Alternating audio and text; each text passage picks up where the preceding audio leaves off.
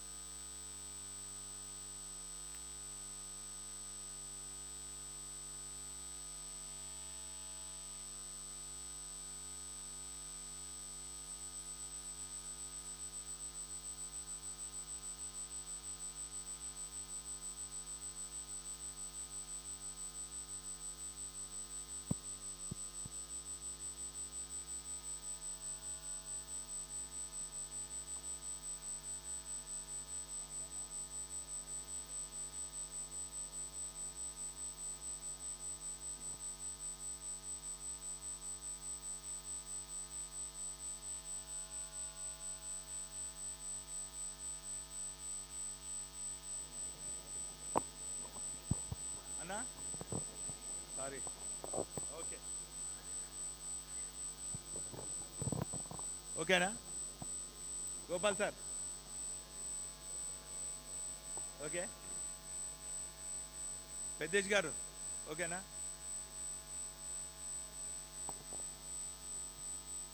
కృష్ణమోహన్ అన్న వేనన్న ఓకే అన్నాడు కానీ మీరు అనాలి కదా ఓకే ఈనాటి ప్రెస్ మీట్ కార్యక్రమానికి విచ్చేసినటువంటి ఆత్మీయ electronic print media photographers cameraman సోదరులకు సోదరులకు అందరికి కూడా పేరు పేరున హృదయపూర్వక నమస్కారాలు. ఈనాటి ప్రెస్ మీట్ కార్యక్రమంలో నాతో పాటు గౌరవ తెలంగాణ తొలి ఉప ముఖ్యమంత్రి పెద్దలు మాజీ శాసనసభ్యులు అన్న రాజన్న గారు, ఆత్మీయ సోదరులు టీజే రాష్ట్ర అధ్యక్షులు మాజీ కూడా చైర్మన్ అన్న యాదన్న గారు, ఆత్మీయ సోదరులు మాజీ చైర్మన్ సోదరులు నాగుల వెంకన్న గారు, సోదరుమణి రైతు కోఆర్డినేటర్ జిల్లా కోఆర్డినేటర్ లలిత యాదవ్ గారు, సోదరుమణి బీఆర్ఎస్ పార్టీ నాయకురాలు డాక్టర్ హరిరామాదేవి అక్కయ్య గారు, మాజీ కార్పొరేటర్లు అదేవిధంగా నగర డిప్యూటీ మేయర్ రిజ్వానా సుల్తాన్ గారు, సోదరులు మసూద్ గారు, అదేవిధంగా కార్పొరేటర్లు రంజిత్ రావు గారు, అశోక్ స్వామి గారు, మధు గారు, సోదా కిరణ్ గారు, అదేవిధంగా మాజీ కార్పొరేటర్ సోదరులు జోర్కే రమేష్ గారు, మా ఐలోని ఇన్ఛార్జ్ సోదరులు రామ్మూర్తి గారు, ఎంపీటీసీ మోహన్ గారు, మా మాజీ కార్పొరేటర్ లక్ష్మణ గారు, బాబురావు గారు, మా ధర్మసాగర్ జెడ్పీటీసీ సోదరులు రాజేశ్వర్ రెడ్డి గారు, అదేవిధంగా వెంకన్న గారు, విజేందర్ రెడ్డి గారు, ఆత్మీయ డివిజన్ అధ్యక్షులకు డివిజన్ అధ్యక్షులకు బీఆర్ఎస్ పార్టీ శ్రేణులకు అందరికి కూడా పేరు పేరున హృదయపూర్వక నమస్కారాలు. 60 ఏళ్ళ తెలంగాణ ప్రజల కలను సాధ్యం చేయాలని చెప్పి పట్టుదలతోని త్యాగాల పునాది పైన స్థాపించినటువంటి టిఆర్ఎస్ పార్టీ అధినేత కేసీఆర్ గారు 2001లో తెలంగాణ ప్రజల ఆకాంక్షను నెరవేర్చాలని చెప్పి ఒకే ఒకనిగా బయలుదేరి తన డిప్టీ స్పీకర్ పదవికి కూడా రాజీనామా చేసి తెలంగాణ ప్రాంతం అంతా కూడా 14 ఏళ్ల పాటు కలదిరిగి ఈ ప్రాంతంలో ఉన్నటువంటి అనేక సమస్యల పరిష్కారం కోసము కీర్తిశేషులు ప్రొఫెసర్ జయశంకర్ గారు లాంటి వాళ్ళను, కీర్తిశేషులు ప్రొఫెసర్ జనార్దన్ రావు లాంటి వాళ్ళను, ధిక్కార స్వరం వినిపించే కీర్తిశేషులు కాళోజీ గారి లాంటి వాళ్ళతోని నెలల తరబడి ఆలోచనలు సమాలోచనలు జరిపి ఉద్యమానికి శాంతియుతంగా గాంధీ మార్గంలో 14 ఏళ్ల పాటు పోరాడి ఆ పోరాడుతున్నటువంటి సందర్భంలో ఏ వర్గానికి ఏ సమస్య ఉన్నది, తెలంగాణ భౌగోళికంగా తెలంగాణ తేవటమే కాదు, తెలంగాణలో ఉన్నటువంటి సంస్కృతి సాంప్రదాయాలను దేశవ్యాప్తంగా వినిపించాలనే ఉద్దేశంతో తెలంగాణ గొప్పదనాన్ని దేశవ్యాప్తంగా ఈ గొప్పదనానికి అందరికీ చాటే విధంగా ఈ ప్రాంతంలో ఉన్నటువంటి వనరులు మానవ మనుగడకే కాదు మానవ అభివృద్ధి కోసము ఉపయోగపడాలని చెప్పి 14 ఏళ్ల పాటు అన్ని వర్గాలతోని అన్ని ప్రాంతాలతోని కలదిరిగి చివరికి గాంధీ మార్గంలో శాంతియుతంగా కేసీఆర్ చచ్చుడో తెలంగాణ వచ్చుడో అనే నినాదంతో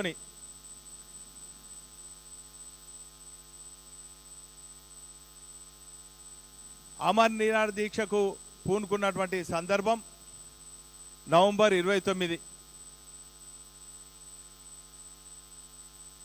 ఆ దీక్షా దివస్ పురస్కరించుకొని ప్రతి ఏటా కూడా పార్టీ తరఫున తెలంగాణ వాదులో వాళ్ళతోని కలుపుకొని ప్రతి ఏటా కూడా 11 రోజుల పాటు నవంబర్ 29 నుంచి డిసెంబర్ 9 వరకు కూడా ఇటు తెలంగాణ వాదులు బీఆర్ఎస్ పార్టీ శ్రేణులందరూ కూడా ఘనంగా వైభవంగా ప్రతి ఏటా కూడా నిర్వహిస్తున్నటువంటి సందర్భంలో ఈ నవంబర్ 29 కూడా దీక్షా దివస్ను ఘనంగా వైభవంగా నిర్వహించాలి. ఆనాటి ఉద్యమ స్ఫూర్తి అందరిలో పెంపొందించే విధంగా ఇప్పుడున్నటువంటి తరానికి కూడా బీఆర్ఎస్ పార్టీ త్యాగం కేసీఆర్ గారి పోరాట స్ఫూర్తిని అందరిలో పెంపొందించే విధంగా మా BRS party working president KT Ramarao garu పిలుపు ఇవ్వడం జరిగింది. అందులో భాగంగా అన్ని జిల్లా కేంద్రాలలో రేపు అనగా 26 నవంబర్న అన్ని జిల్లా కేంద్రాలలో సన్నాహక సమావేశాలు నిర్వహించాలని చెప్పి బీఆర్ఎస్ పార్టీ అధినేత కేసీఆర్ గారి సూచనల మేరకు BRS party working president KT Ramarao garu మా అందరికి కూడా ఆదేశాలు ఇవ్వడం జరిగింది. అందులో భాగంగా హనుమకొండ జిల్లాతో పాటు వరంగల్ జిల్లాలో ఉన్నటువంటి బీఆర్ఎస్ పార్టీ శాసనసభ్యులు మాజీ శాసనసభ్యులు ఎమ్మెల్సీలు మాజీ ఎమ్మెల్సీలు మాజీ సర్పంచులు ఎంపీటీసీలు కార్పొరేటర్లు కౌన్సిలర్లు ప్రజాప్రతినిధులతో పాటు ప్రభుత్వంలో గతంలో ఉన్నటువంటి ప్రభుత్వంలో మాజీ చైర్మన్లు కూడా అందరూ కూడా ముఖ్యులందరూ కూడా హాజరయ్యే సన్నాహక సమావేశానికి గౌరవ BRS party working president KT Ramarao garu హాజరు కాబోతున్నారు. కాబట్టి ఆత్మీయ మిత్రులందరికీ కూడా మీ ద్వారా మా శ్రేణులకు విజ్ఞప్తి చేస్తున్నాం. రేపు 10 గంటలకు ఇక్కడ ముఖ్య కార్యకర్తల సమావేశం జరుగుతుంది, సన్నాహక సమావేశం జరుగుతుంది. ఈ సన్నాహక సమావేశంలో దీక్షా దివస్ సందర్భంగా ఇటు పార్టీ ఆదేశం మేరకు అదేవిధంగా ఆ రోజు ఉద్యమంలో పాల్గొన్నటువంటి ఉద్యమ నాయకులకు అనేక సూచనలు కేటీ రామారావు గారు ఇవ్వబోతున్నారు. అందులో ఉద్యమ సమయంలో పాల్గొన్నటువంటి ప్రత్యక్షంగా పరోక్షంగా పాల్గొన్నటువంటి మా బీఆర్ఎస్ పార్టీ శ్రేణులకు కూడా విజ్ఞప్తి, మీరు మీ ప్రాంతాలలో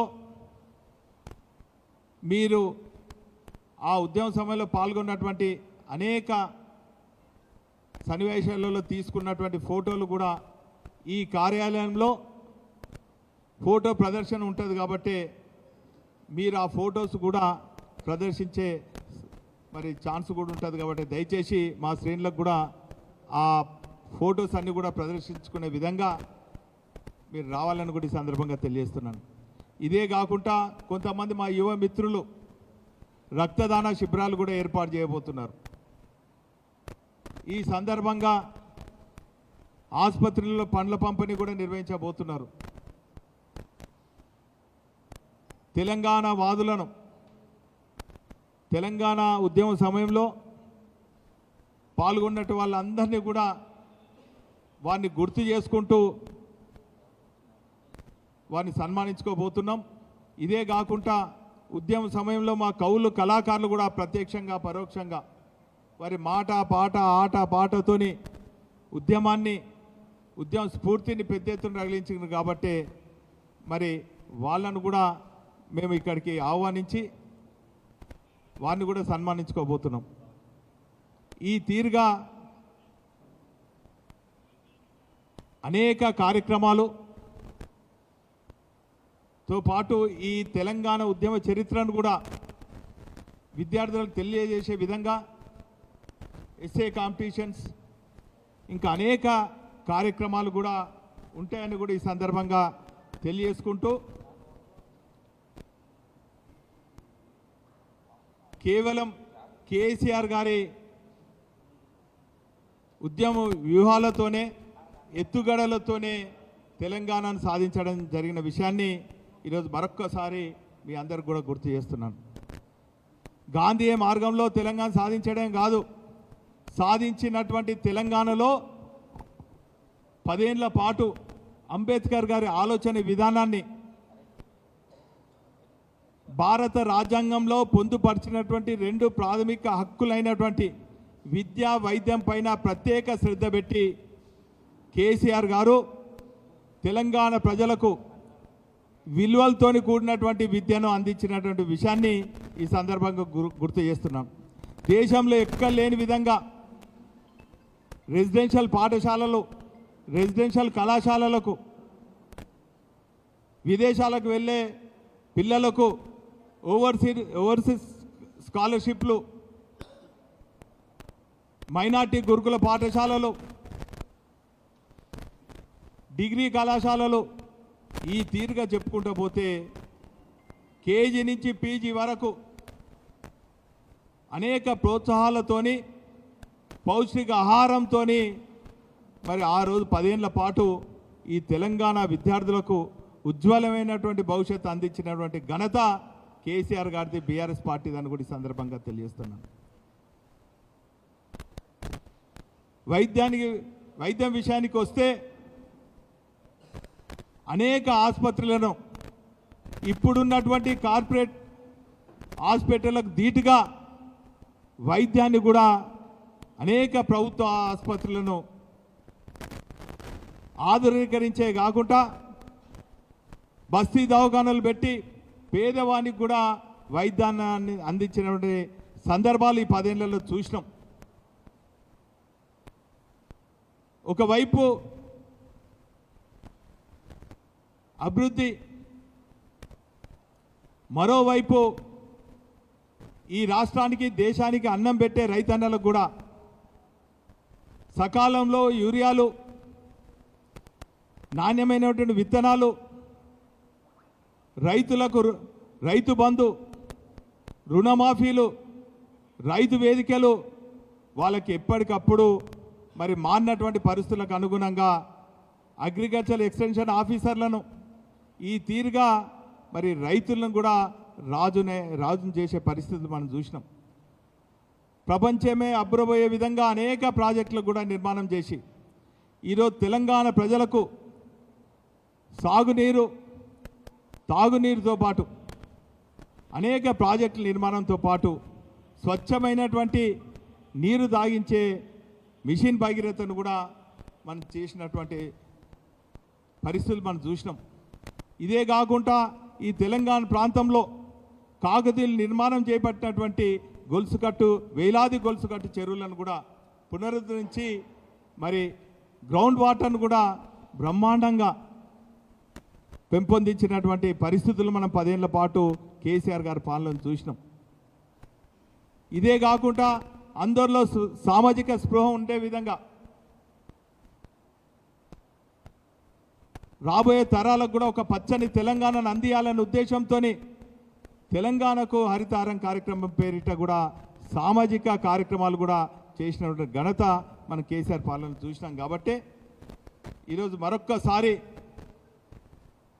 ఈ 2 ఏళ్ల పాలన కనుక చూస్తే ప్రజలందరూ కూడా మాయమాటలు చెప్పినటువంటి కాంగ్రెస్ పాలనతో విసికెందిండ్రు. అన్ని వర్గాలను దగా చేసినట్టు, అన్ని వర్గాలను మోసం చేసినటువంటి ప్రజలకు అండగా బీఆర్ఎస్ పార్టీ ఉండాలని చెప్పి మరొక్కసారి ఈ దీక్షా దివస్తోని 11 రోజుల పాటు మా బీఆర్ఎస్ పార్టీ శ్రేణులతో పాటు ప్రజలతో మమైకమై ఇవన్నీ చైతన్యం చేసి మరొక్కసారి ఆ ఉద్యమ స్ఫూర్తి నింపి ప్రజా వ్యతిరేక చర్యలకు పాల్పడుతున్నటువంటి కాంగ్రెస్ ప్రభుత్వానికి వ్యతిరేకంగా మరొక పోరాటం బీఆర్ఎస్ పార్టీ శ్రీకారం చుట్టబోతుంది అన్నటువంటి విషయాన్ని కూడా ఈ సందర్భంగా తెలియజేసుకుంటూ రేపు ఈ సనాక సమావేశానికి 10 గంటలకు కేటీ రామారావు గారు వస్తున్నారు. కాబట్టి శ్రేణులందరూ కూడా మరి పెద్ద ఎత్తున వచ్చి వారి సందేశాన్ని వినాలని కూడా ఈ సందర్భంగా తెలియజేసుకుంటూ ఇప్పుడు సోదరులు రాజన్న గారు మాట్లాడాల్సింది కోరుతారు.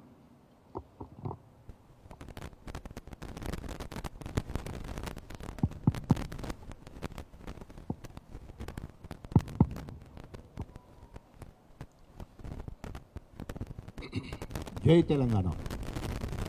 పత్రికా మిత్రులకి, ఎలక్ట్రానిక్ మీడియా సోదరులకి, అదేవిధంగా ఈరోజు ఈ ప్రెస్ మీట్కి మరి పెద్దలు బీఆర్ఎస్ పార్టీ హన్మకొండ జిల్లా అధ్యక్షులు మాజీ చీఫ్ విప్ వినయ్ భాస్కర్ గారికి, నాగూర్ల ఇంకన్న గారికి, అదేవిధంగా మా యాదన్న గారికి, రమాదేవి గారికి, ఇతర ప్రజాప్రతినిధులకు, పార్టీ ప్రతినిధులకు, గత 2 రోజులు మరి దళిత బిడ్డలందరూ కూడా గొప్పగా దళితుల ఆత్మగౌరవం కోసం, దళితుల ఉన్నతి కోసం, అదేవిధంగా ఉనికి కోసం అందరూ ఒకటై పోరాటం చేసినందుకు దళిత బిడ్డలందరికీ హృదయపూర్వకంగా అభినందనలు తెలియజేసుకుంటూ, నిన్నటి రోజున కడియం శ్రీహరి గారు పిచ్చిలేసినట్టు మాట్లాడుతూ ఉన్నాడు, ఫ్రస్ట్రేషన్లో మాట్లాడుతూ ఉన్నాడు. ఇప్పటికే ఆయన పార్టీ ఫిరాయింపు విషయంలో అనేక రకాలుగా అనేక మార్లు పూటకో మాట ఏ రోటికాడ ఆ పాట పాడినట్టు కడియం శ్రీహరి మాట్లాడింది మొత్తము యావత్ ప్రపంచానికి, ప్రత్యేకంగా మీ అందరు కూడా గొప్పగా తెలుసు. ప్రజాస్వామ్యాన్ని తుంగలో తొక్కుతూ, రాజ్యాంగానికి విలువ లేకుండా, ఏమాత్రము నైతిక విలువలను పాటించకుండా ఇష్టం వచ్చినట్టు మాట్లాడడం జరుగుతూ ఉంది. 60 సంవత్సరాలు అప్పనంగా రిజర్వేషన్లు వాడుకొని ఆ రాజ్యాంగాన్ని కించపరుస్తూ, సుప్రీంకోర్టును కించపరుస్తూ, స్పీకర్ను కించపరుస్తూ, బ్లాక్మెయిల్ చేస్తూ నిన్న మాట్లాడడం జరిగింది. నేను రాజీనామా చేయడం లేదని మాట్లాడడం నిజంగా సిగ్గుచేటు. ఈరోజు బీఆర్ఎస్ కార్యకర్తల రక్తాన్ని చెమట చేసుకుని బీఆర్ఎస్ పార్టీ మేనిఫెస్టోని చెప్పి బీఆర్ఎస్ పార్టీ ఫండ్తో గెలిచి నిస్సిగ్గుగా నేను కాంగ్రెస్కు పోయినా అని చెప్పేసి పెద్దపెండాల సభలో నిజం ఒప్పుకున్నాడు. ఈరోజు అవకాశవాద రాజకీయాలు చేసుకుంటూ మేకపోతు గాంభీర్యత్వాన్ని ప్రదర్శిస్తున్నాడు. సావుకాలు వచ్చింది వణికిపోతుండేడు ఇప్పుడు ఎప్పుడు ఎలక్షన్లు అవుతుందని చుచ్చు పడుతుంది. ఇప్పుడు సంవత్సరం కాంచెల్లి ఊరూరు తిరిగి ఆయన బండారాన్ని బయట పెడతా ఉంటే కడియం శ్రీహరికే వేరే గత్యంతరం లేదు. నా పేరు ఇనొస్తే ఇదే ఎలక్షన్లకు పోవాలని లేదు. ఎందుకంటే డిపాజిట్ రాదు అని తెలిసిపోయింది. ఎందుకంటే ఇలా అస్సలు సిసలైన కాంగ్రెస్ వాళ్ళు తిరగబడతా ఉన్నారు. ఎప్పుడు ఎలక్షన్లు వస్తాయా కడియం శ్రీహరిని చూసుకుందామన్నట్టున్నారు. అటు బీఆర్ఎస్ వాళ్ళు లేరు, ఇటు కాంగ్రెస్ వాళ్ళు లేరు. అసలు సిసలైన ఓన్లీ నకిలీ అవకాశవాద కడియం కాంగ్రెస్ వాళ్ళు మాత్రమే ఉన్నారు. అందుకని ఎట్టి పరిస్థితుల్లో గెలిచేది లేదు. ఆడలేక మద్దలోడింది అన్నట్టు ఈరోజు కడియం శ్రీహరి ప్రెస్ స్టేషన్లో ఏదేదో మాట్లాడుతూ ఉన్నారు. ఆయనకైనా ఎప్పటికీ కితాబులు ఇచ్చుకుంటాడు. నేను నీతివంతుని చెప్పేసి, నేను టాల్మని చెప్పేసి, 30 ఏళ్ళ రాజకీయ జీవితం అని చెప్పేసి సిగ్గుండాల మాట్లాడడానికి 30 ఏళ్ళల్లా ఆయన ఏమంటున్నాడంటే మొత్తం ఇవ్వాలన్నట్టు దేశం మొత్తంలో ఆయనకు అభిమానులు ఎక్కువైపోయినట. విమానం దిగంగానే ఊరికొచ్చి దండలు ఎత్తాలట. అవి నిజంగానే ఒకసారి ఆ దండలు చూపించాలి. అవి పూల దండలా చెప్పుల దండలా? ఎందుకంటే ఇట్స్ ఎ ఛాలెంజ్. నేను కాంగ్రెస్ పార్టీకి అభివృద్ధి కోసం పోయినా అని చెప్పేసి నువ్వు దేశం మొత్తం వదిలిపెట్టు, ఒక వరంగల్ జిల్లా మొత్తం తిరుగు, నీకు పూల దండలు పడతాయా చెప్పుల దండలు పడతాయా తెలుస్తుంది. ఎస్, నేను అధికార కాంగ్రెస్ పార్టీ ఎమ్మెల్యే పదవికి రాజీనామా చేసి తెలంగాణ జెండా పట్టుకొని యావత్ తెలంగాణ తిరిగితే తెలంగాణ రాజన్నగా అదేవిధంగా మరి పూలదండలు పడ్డాయి ఎక్కడ పడితే అక్కడ. మరి నీకు అదే ఉంటే నేను సవాల్ చేస్తూ ఉన్నాను. ఒకవేళ నువ్వు తీసుకున్న నిర్ణయం కరెక్ట్ అయ్యేది ఉంటే, నువ్వు అభివృద్ధి కోసమే కాంగ్రెస్ పార్టీలకు పోయేది ఉంటే ఒక శ్వేతపత్రం విడుదల చేయి. నువ్వేమేమి పనులు చేసినావు? యంగ్ ఇండియా ఇంటిగ్రేటెడ్ పాఠశాలను 250 కోట్లు అన్నావు. ఓన్లీ వర్చువల్గా శిలాపాలకం చేసిపోయిండు రేవంత్ రెడ్డి. ఇప్పటివరకు తట్ట మట్టి తీయలే. అదేవిధంగా ఆర్ఎస్ మెయిన్ కెనాల్ మొత్తం 148 కోట్లతోటి సీసీ చేస్తా అన్నాడు. మొత్తం ఎక్కడ కూలిపోయినట్టే మట్టి బిడ్డలే అట్లా ఉన్నాయి. అది కూడా మనం పాదయాత్రలో చూపించినాం. ఈరోజు ఆయనకైనా కడియం బ్రాండ్ అంట. ఏంది కడియం బ్రాండ్ అంటే పార్టీలు ఫిరాయించడం కడియం బ్రాండ్. టీడీపీ ఎన్టీ రామారావు కాళ్ళు పట్టుకొని టికెట్ తెచ్చుకొని 6 నెలలు దాటలే చెప్పులు ఇసిరేసిండు వైస్రాయ్ హోటల్లో. చంద్రబాబు సంకలకి వచ్చిండు. అక్కడి ఆయనకెండు ఓటు పొడిచి అవకాశవాదంగా మళ్ళా కేసీఆర్ దగ్గరికి వచ్చి 10 సంవత్సరాలు అన్ని పదవులు రాజ్యాంగబద్ధంగా అన్ని పదవులు అనుభవించి తిన్నింటి వాసాలు లెక్కబెట్టినట్టు బ్లాక్మెయిల్ చేసి ఆయన ఎమ్మెల్యే టికెట్ తెచ్చుకొని డబుల్ బ్లాక్మెయిల్ చేసి బిడ్డకు ఎంపీ టికెట్ పార్టీ ఫండ్ తీసుకున్న తర్వాత జంపు చేయాలని కాంగ్రెస్ పార్టీలోకి. ఇది ఆయన బ్రాండ్ ఇమేజ్. ఏంటంటే పార్టీ ప్యాంప్లెట్స్ ఛాలెంజ్. రేపు కనుక కడియం శ్రీహరి బిడ్డను మోదీ గారు పిలిచి చిన్న సామాజిక వర్గం బయలు అని చెప్పుకున్న ఒక చిన్న సామాజిక వర్గం డాక్టర్ అమ్మ నువ్వు నీకు మంత్రి పదవి ఇస్తాడని కనుక మోడీ అనేది ఉంటే కూతురు తండ్రి జంపు జలాని అది ఆయన బ్రాండు. ఆయన బ్రాండు పార్టీ ఫిరాయింపై జీవితం మొత్తం కూడా పార్టీ ఫిరాయించింది తప్ప 30 సంవత్సరాల కాలంలో మన గణపూర్ కానీ వరంగల్ జిల్లాకు కానీ ఏ ఒక్కడి కూడా ఆయన మార్క్గా కడియం శ్రేణి మార్క్ గీద అనేటట్లేదు. ఈరోజు కేసీఆర్ గారి ఆశీస్సులతో వరంగల్కు కాళోజీ హెల్త్ యూనివర్సిటీ తీసుకొచ్చినాం, అది బ్రాండ్ అంటే. అదేవిధంగా 150 మంచాల సూపర్ స్పెషాలిటీ హాస్పిటల్ తీసుకొచ్చినాం, అది రాజన్న బ్రాండ్ అంటే. అదేవిధంగా paediatric intensive care unit 50 bedded intensive care unit తీసుకురావడం 23 కోట్లతోటి, అది బ్రాండ్ అంటే. తెలంగాణ రాష్ట్ర సాధన కోసం అధికార కాంగ్రెస్ పార్టీ 15 ఏళ్ళ సీనియారిటీ కాంగ్రెస్ వదిలిపెట్టేసి తెలంగాణ జెండా పట్టుకొని కేసీఆర్ సిటికనీలు పట్టుకొని తెలంగాణ ఎంబడి తిరగడం, అది బ్రాండ్ అంటే. జనగాం జిల్లా సాధన కోసము నా రాజకీయ జీవితాన్ని పరంగా పెట్టి జనగాం జిల్లా ఏర్పాటు చేసినాం, అది బ్రాండ్ అంటే. గణపురం నియోజకవర్గంలో 9 రిజర్వాయర్లను నిర్మించి 1,53,000 ఎకరాలకు నీళ్ళు అందిస్తున్నాము, అది బ్రాండ్ అంటే. గణపురం రైల్వే ఫ్లైఓవర్ తీసుకొచ్చినాం, అది బ్రాండ్ అంటే. అరే ఒక్కటంటే ఒక్క పని చేయకుండా ఓన్లీ కులాన్ని అడ్డం పెట్టుకొని గ్రూపు రాజకీయాలు చేసుకుంటూ మొత్తము ఏదో ఒక మిస్మరేజం చేసి అధినాయకునికి దగ్గరయ్యి కుండకూరు ముచ్చట్లు చెప్పి ఈరోజు అందలం ఎక్కిన పరిస్థితి మనకు కొట్టొచ్చినట్టు చూసిన అనేక సందర్భాలలో. It's challenge. ఇప్పటి వరకు కూడా ఆయన 4 సార్లు గెలిచినా, నేను అసలు మొత్తం నీ ఓట్లు మొత్తం లెక్కబెట్టు, నా ఓట్లు మొత్తం అయినా లెక్కబెట్టు. నేను 4 సార్లు గెలిచినా, నేను కంటిన్యూస్గా 4 సార్లు గెలిచినా, ఆకుండా గెలిచినావు, మొత్తం కలిస్తే నా ఒక్కసారి గెలిచిన దానికి కూడా సమానం కాదు. నీ మొత్తం 4 సార్ల మెజారిటీ మొత్తం నేను ఒక్కసారి గెలిచిన దానితో కూడా సమానం కాదు.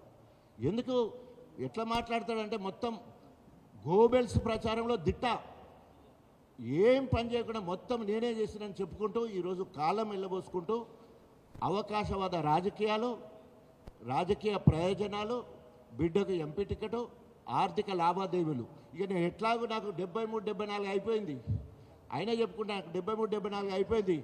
ఎంత దొరికితే అంత దోసుకోవాలనే ఆలోచనతో ముందు పోతా ఉన్నాడు తప్ప ఎక్కడ కూడా ఇప్పటి వరకు మరి ఆయన చేసింది శూన్యం. ఈ రకంగా ఆయన గ్రూప్ రాజకీయాలు చేయడమే కాకుండా ఈరోజు పచ్చని కాపురాల చిచ్చుపెట్టే రకం. తింటే ఓర్వాడు, తింటే ప్లేట్ మొక్కన గట్టిగా చూస్తాడు, ఏమున్నది ఎక్కడ ఏమేమి ఉన్నదని చూస్తాడు. బట్టలు తెల్లగేసుకుంటే ఓర్వాడు, ఆఖరికి గట్టిగా మాట్లాడుతుంటే కూడా మన ముఖాన్ని ఇట్లా చూస్తూ అంటాడు.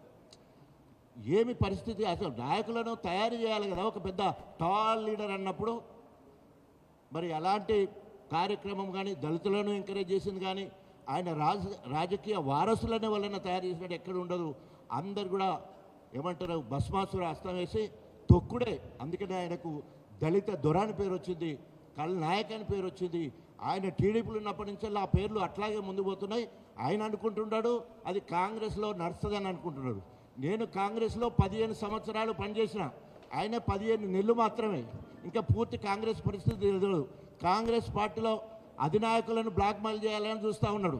ఇక్కడ స్పీకర్ను కూడా బ్లాక్మెయిల్ చేసి నేను రాజీనామా చేయనంటాడు. కడియం శ్రీహరి గారు, రాజ్యాంగం ఉన్నది, సుప్రీంకోర్టు ఉన్నది, తప్పకుండా నువ్వు రాజీనామా చేయకు. నువ్వు తప్పకుండా బహిష్కరణ వేటు, మొన్న ముకుల్ రాయ్ ఏ రకంగానైతే 6 సంవత్సరాలకు బహిష్కరణ వేటు ఉందో దానికి సిద్ధంగా ఉండు. ఎట్లాగో నీకు ఓట్లు పడవని తేలిపోయింది కాబట్టి నీకు బహిష్కరణే కరెక్టు.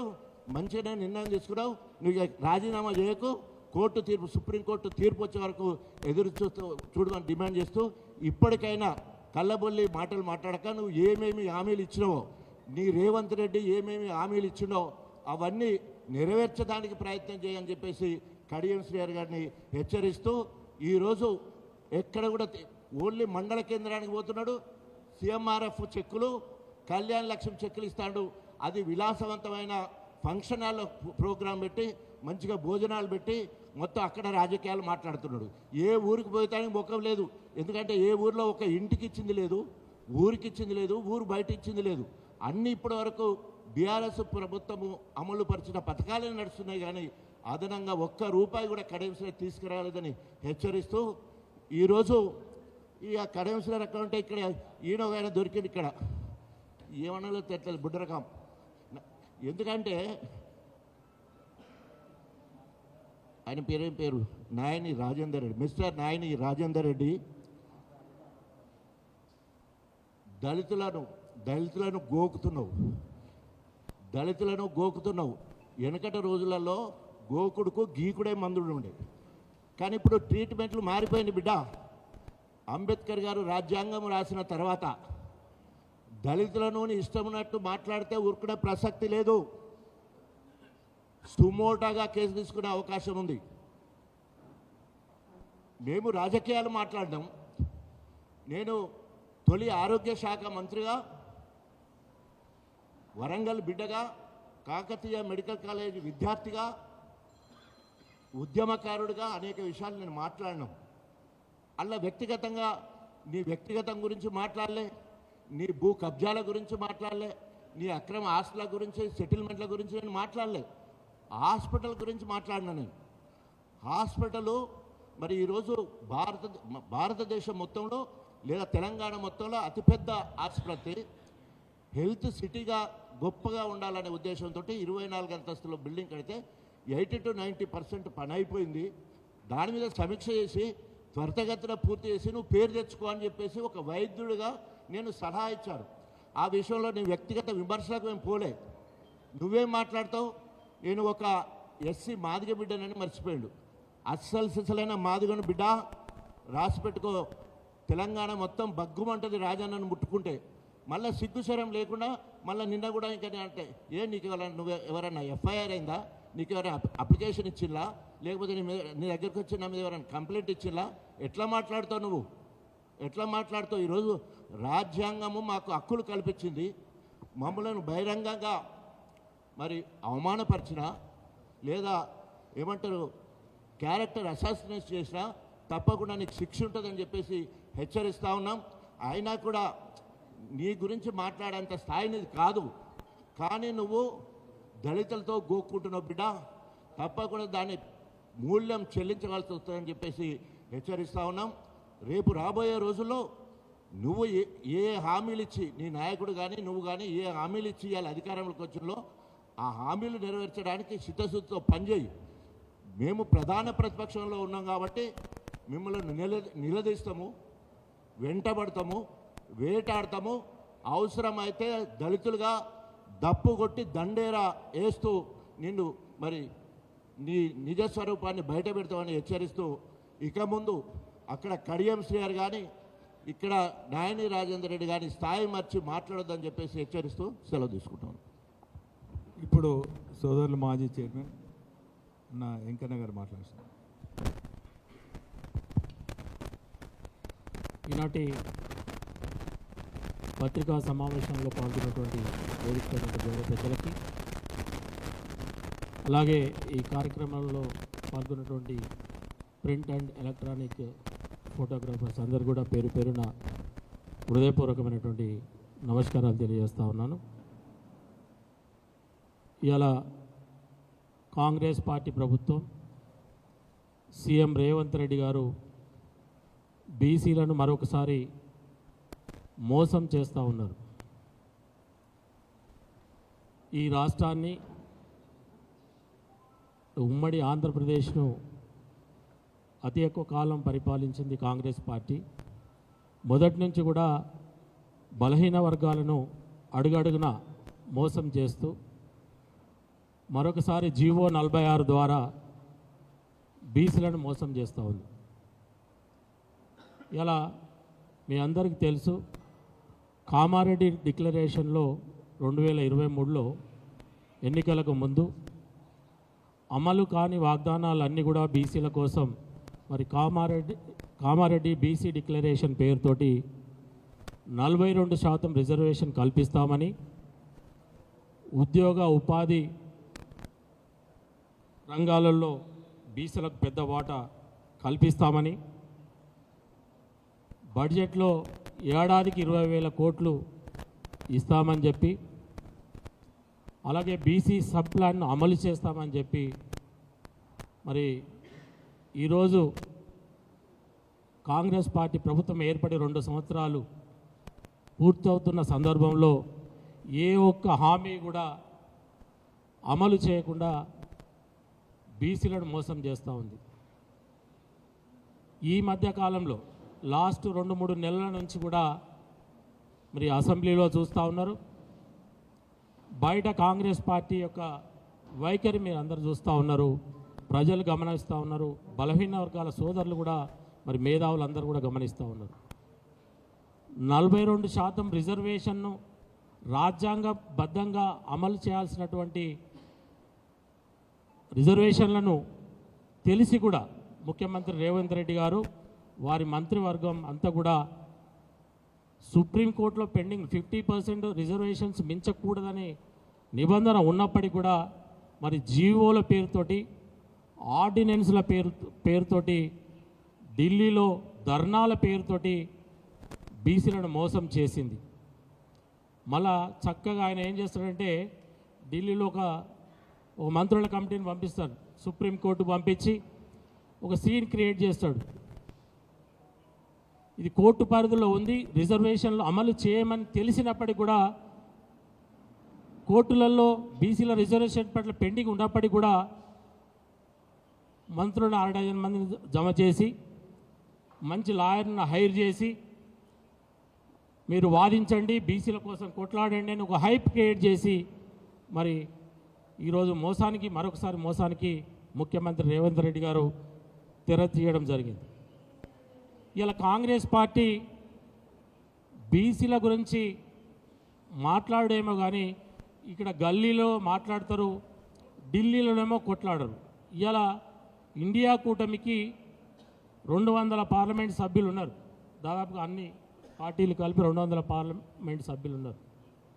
పార్లమెంట్ సమావేశాలు జరుగుతున్నప్పటికీ కూడా మీ రాహుల్ గాంధీ మరి బీసీ రిజర్వేషన్ల పట్ల ఏ ఒక్కనాడు కూడా పార్లమెంటులో ఈ రిజర్వేషన్ల అంశాన్ని కొట్లాడకుండా మరి తెలంగాణలో మాత్రం మంత్రులు ఎమ్మెల్యేలు మేము రిజర్వేషన్లు కల్పిస్తున్నాం, బీసీలకు అండగా ఉన్నాం అన్ని ఊకదంపుడు ఉపన్యాసాలు ఇచ్చి మరి బలహీన వర్గాలను మోసం చేస్తుంది కాంగ్రెస్ పార్టీ యొక్క ప్రభుత్వం, అది రేవంత్ రెడ్డి గారు ముఖ్యంగా. ఇవాళ ఓకే రిజర్వేషన్ 42% అమలు కాకుండా ఇంకా రేవంత్ రెడ్డి గారు కాంగ్రెస్ పార్టీ నాయకత్వంలో అమలు చేయాల్సినటువంటి అంశాలు బీసీ సప్లాన్ మరి 2 ఏళ్లలో మరి బీసీలకు ఏం సప్లాన్ నిధులు కేటాయించావు, మరి ఈ 2 సంవత్సరాలలో ఎవ్రీ ఇయర్ 20,000 కోట్లను మరి బీసీలకు నిధులు కేటాయిస్తూ ఉన్నారు. మరి ఈ 2 ఏళ్ళకు గాను మరి 2 బడ్జెట్లు ప్రవేశపెట్టినప్పటికీ కూడా మరి 40,000 కోట్లు మరి ఇలా బీసీలకు ఖర్చు చేయాల్సినటువంటి బాధ్యత నీ మీద ఉంది. ఇది నీ చేతుల పనే కదా, నీ చేతిలో ఉన్నటువంటి ఉద్యోగ ఉపాధి విద్య ఈ రంగాలలో మరి అమలు చేయి నీకు దమ్ముంటే.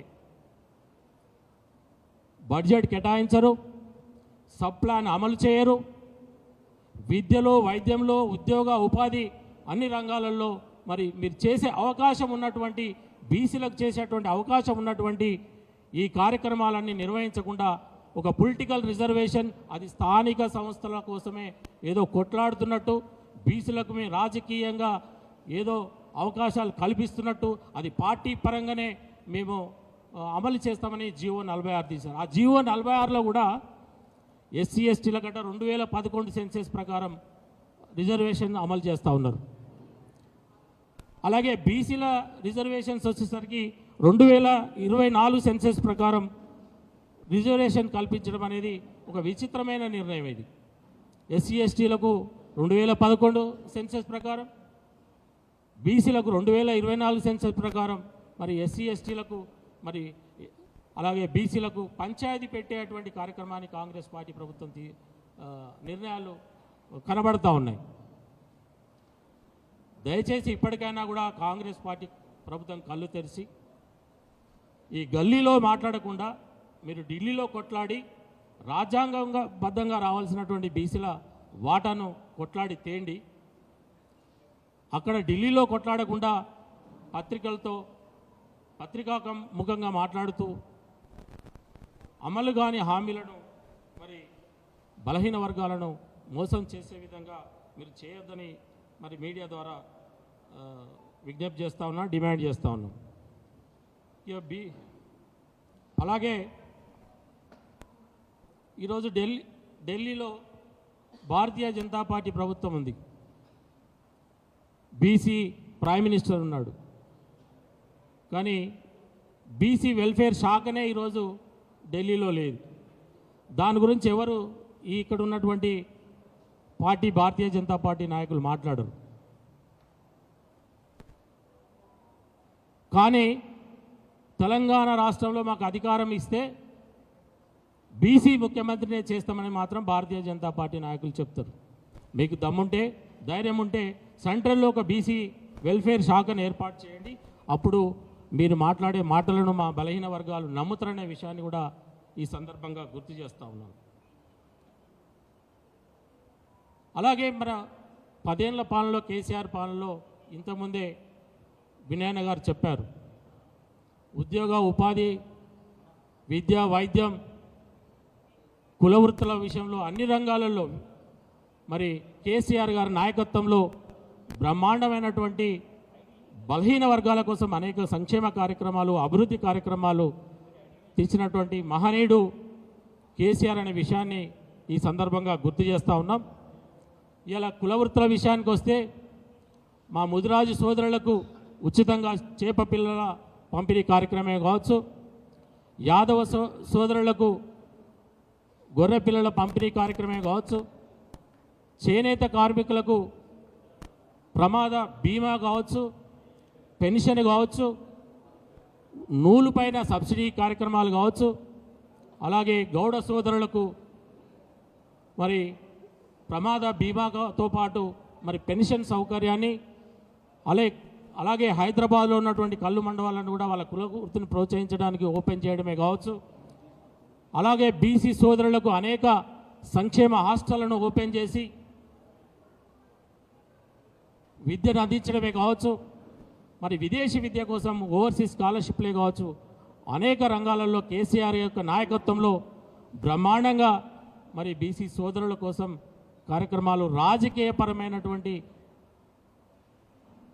అన్ని అవకాశాలు కల్పించిన మహనీయుడు కేసీఆర్ అనే విషయాన్ని ఈ సందర్భంగా తెలియజేస్తూ, భవిష్యత్తులో బడుగు బలహీన వర్గాల కోసం విద్యార్థులు, మేధావులతోటి అలాగే బీసీ సంఘాలతో కలిసి అనేక ఉద్యమాలు చేయబోతున్నామనే విషయాన్ని కూడా ఈ సందర్భంగా తెలియజేస్తూ సెలవు తీసుకుంటాం.